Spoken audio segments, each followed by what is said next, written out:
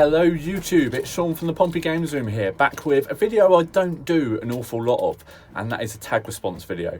The reason I don't usually do them is because I can't usually find the time to record them, but I had to find time to record this video as it's a tag video that's doing the rounds from Planet Retro Big Game Al. And Big Game Al is asking your top 6 Mega Drive games that you own currently. It can be either the actual copies that you've got, physical copies, it can be downloads, it can be emulators, it can be compilations, it can be whatever you want, guys. But this really intrigued me because, as you guys know, I'm a massive fan of the Sega Mega Drive. It forms a lot of my memories, and also a chance to show off my lockdown haircut. So yeah, it's getting a bit out of control, but I think we're all in the same boat, aren't we? So I'm going to tag a few people at the end of this video. I'm going to try and keep this short and sweet, which if you watch my channel regularly, you're going to know never happens. So let's give it a go anyway. So I've got the games down here. I have no idea what order I'm picking them up in. There is no order to them whatsoever, but I'll try and put in some footage here. So the idea is you're supposed to pick 6, but technically I wanted to pick 7. So just try and guess which game I left out, which I technically can't mention in this video, but there is a game obviously that I play a lot of that I can't actually name in the video because I ran out of selections, but just give it a guess as to what other game that I'm just going to give an honourable mention. But anyway, so the first game is, you know, very apt. Everyone that knows my channel and that's watched all my history and bits and bobs like that going to know this game. Oh, this is going to be awful. It's Sonic the Hedgehog 2. Very standard game that pretty much everyone's going to pick. Now, I'll put some gameplay up here because they're in these little bags. So if you know, obviously, my collection, all my cases are actually up in the loft. So all my games are sort of wrapped so I can get hold of them easy. They're under the bed at the moment. So Sonic 2, well, where do I start with Sonic 2? The game is an absolute legendary title and pretty much made the Mega Drive in the early days. I definitely think a lot of my memories from the Mega Drive come from Sonic 2, whether playing it with my brothers, playing through it myself, completing it. It's actually one of the first ever games I completed, which is, you know, it's pretty big for me because I don't complete many games. I get either very bored or just literally stop playing them. So yeah, Sonic the Hedgehog 2. What wasn't to love about this? One, the revolutionary, mind-blowing special stages in the half pipe. They looked absolutely insane for the Mega Drive back in the day. Some of the best bonus stages that I can ever remember, really. I could never really get to grips with Sonic the Hedgehog 1 special stages, and a lot of my memories came from this great title here. I absolutely love this title. It's going to be picked by pretty much everyone, but it's Sonic the Hedgehog 2. You can't leave a Sonic the Hedgehog game out, although Big Game Al did. So anyway, controversial. So the next game, like I said, there is no order to these games whatsoever, so by no means is my last selection going to be the stellar of the titles. I have no idea what's on the bottom. Actually I do, because it's a different shaped cartridge. So, but the next game I'm going to select here is a review I've done on my channel, and that is WrestleMania, the arcade game. Now, a lot of these games that I'm going to pick are on multiple systems, but this game here it was a bit like Mortal Kombat in that they digitised the actual sprites of the wrestlers into the game. So the running techniques, they done over-exaggeration moves as well. So Doink the Clown pulls out like a hammer to hit people. You've also got the Undertaker pulls out a tombstone to hit people with. Yokozuna throws the sort of talcum powder at people, and it's just an amazing game on the Mega Drive, and it's something I never ever thought I would sort of be able to play a game like that on the Mega Drive. I was actually playing this game, I think this was quite a late release actually, so 1995, so yeah, fairly late release. Pretty late release actually for the Mega Drive. I was actually playing this when my friends were playing on PlayStations in sort of secondary school, and you know, this was actually on the PlayStation. So yeah, amazing title, still plays well today. Master System, sorry. The SNES has a version of this as well, which is obviously, you know, very similar. It does sound a little bit better, but I think the actual game itself, I think, plays better on the Mega Drive. Might want to go back and watch one of my review videos because I'm probably going to say completely different things about this game, but absolute classic series of games, the wrestling games, and I've got massive memories of these. But I would say this is probably one of the first games that they done like a clean sweep without Hulk Hogan, the Ultimate Warrior, sort of the old guard. It was Bret Hart, Shawn Michaels, Yokozuna, Lex Luger. There was also an extra wrestler. I can't remember who the extra wrestler was. It wasn't Lex Luger. I think it was Crush was one of the extra wrestlers on this, on the SNES version. But really great title, guys. If you've got this in your collection and you've never played it, give it a go. So, next game, again, another title that's on multiple systems, and that is Cannon Fodder. I cannot get enough of Cannon Fodder. I absolutely love it. Any system, I've got memories of playing this pretty much on every single games console that was around in the 90s, even sort of the Amiga and things like that. So, yeah, I mean, what a great game, made by Sensible Software, which is Virgin Interactive. So Virgin always released pretty decent games back in the day, but Sensible obviously made Sensible Soccer and things like that. So these sprites are obviously, you know, they're very, very similar to, say, like how you'd expect, say, a Sensible Soccer player to look up close. But yeah, what sort of drew me into this game was the fact that obviously it's a top-down sort of, you could see the whole screen. So if you're rubbish at shooters, and back then this was a shooter. If you were rubbish at shooters, then, you know, you could see what was coming. Also, the fact you could keep shooting people and they would just bounce across the sort of terrain was quite decent. I really enjoyed that. Makes it sound a bit crazy. But yeah, Cannon Fodder, absolutely loved it. Like I said, I've played on many different systems. And yeah, never ever gets old. Never completed it though. I'm pretty pants at the game in all honesty, but I have massive memories of playing this game. I think in Christmas Christmas 2013, 14, there was a big power cut. And I remember playing this because the power kept going out and I kept charging my Nomad because I had a little battery pack that goes on the back. And I kept playing this when the power was out, and I got really far on it. One Christmas, sort of down south, we had lots of power cuts, but yeah, really, really decent game. Cannot speak highly enough of Cannon Fodder. Next game, again, if you watch my channel, you know I'm a big fan of this game series, and I wish they'd bring it back. They did sort of bring it back a few years ago with a new release, but I missed out on it. I think it was 2010, and that is Earthworm Jim, an absolute epic series of games. I absolutely love Earthworm Jim. So I did a video on it in game series you would like to see resurrected, and this was one of the games on there. Well, this was the game on there. Earthworm Jim, innovative, just crazy designs. Sorry, I got to clear my throat there. Yeah, innovative, never before seen the sort of things you have to do in games, launching cows and then getting them at the last, you know, boss to kill things. You know, crazy levels, going through warp holes. It was a game that I think was a little bit ahead of its time, and it sort of tried to define a genre of games that there was not many that came after it that took on sort of the same sort of craziness, if that makes sense. Earthworm Jim sort of stands by itself. What I mean by that is that this game was pretty decent animation and things like that. So I have so many good things to say about this game. A game I have completed actually.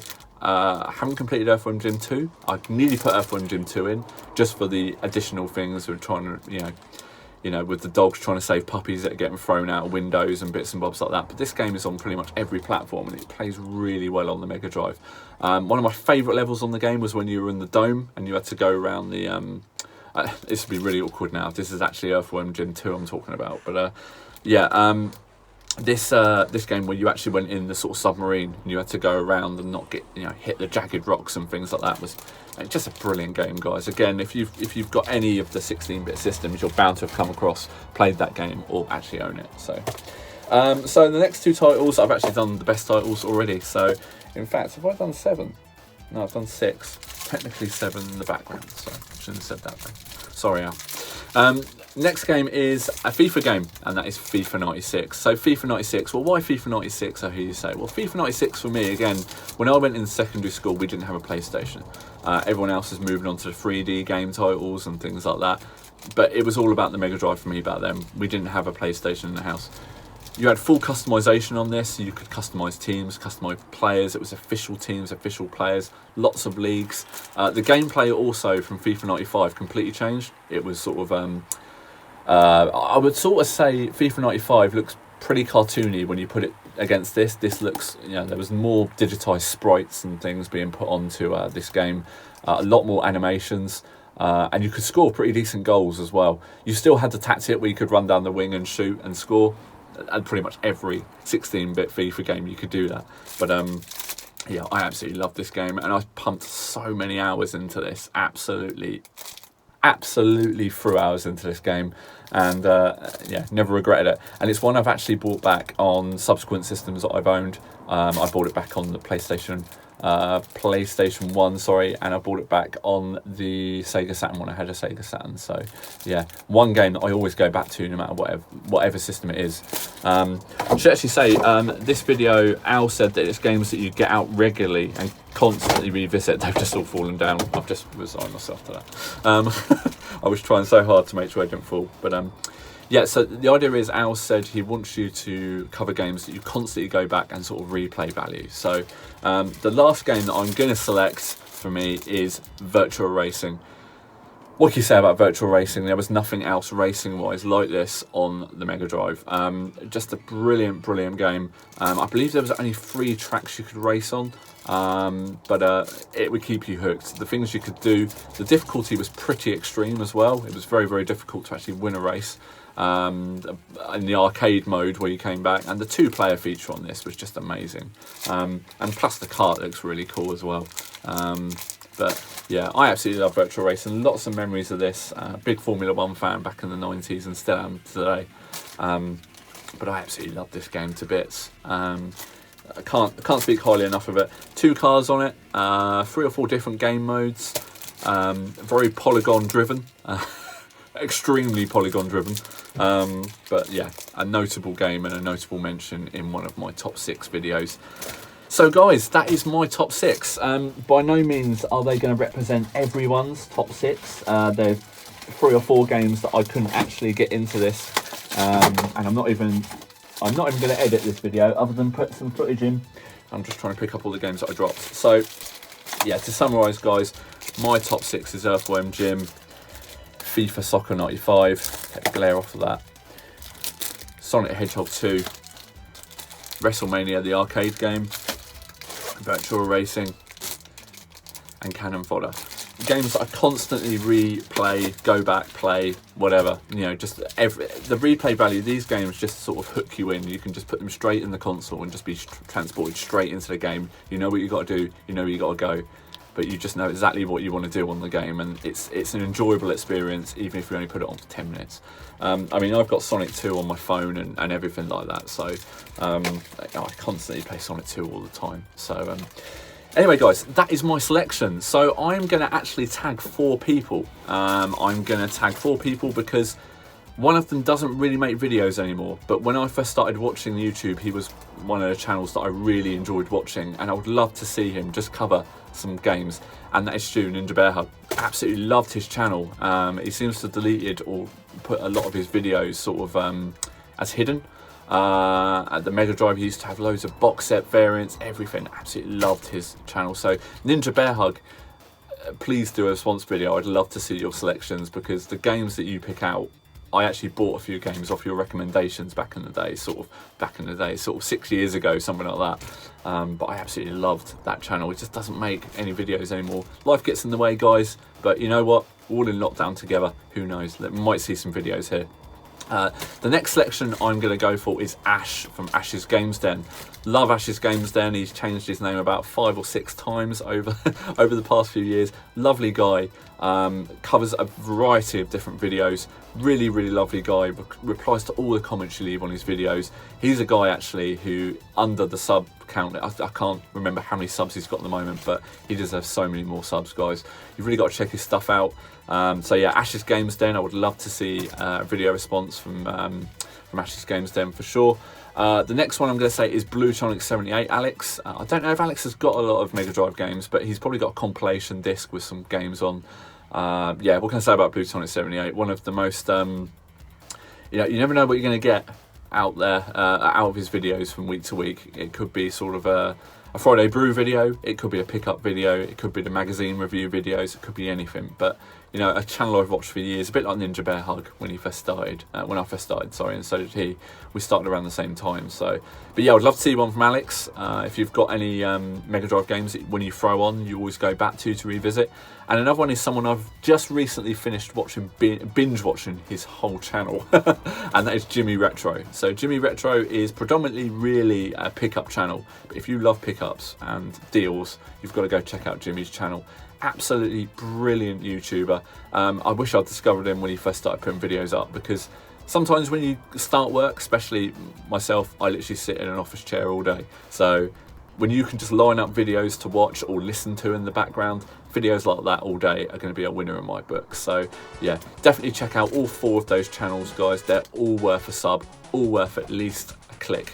But you know, we know how YouTube goes. People don't usually check these links out. But anyway, yes, guys. So it is an open tag. If I haven't sort of linked you in this video, probably the chances are that someone else would have. Just keep watching these videos, but definitely sort of make a response if you can, guys. Even if it's not the people that I tagged, just feel free. I'll put Al's video in the description below. He put in footage of all these games. I'm going to try and put footage in here. If I've done it, great. If not, you know, I just haven't been able to. So yeah, guys, definitely try and make a video response, and let's keep sharing these tag response videos. I'm absolutely loving watching everyone's content at the moment in this lockdown. So anyway, guys, thanks for watching. I have kept this, I'm going to try and keep it under 16.5 minutes, but I've got to take into my intro and also my outro. So I'm going to say thanks for watching, and I'll see you all again soon. Bye.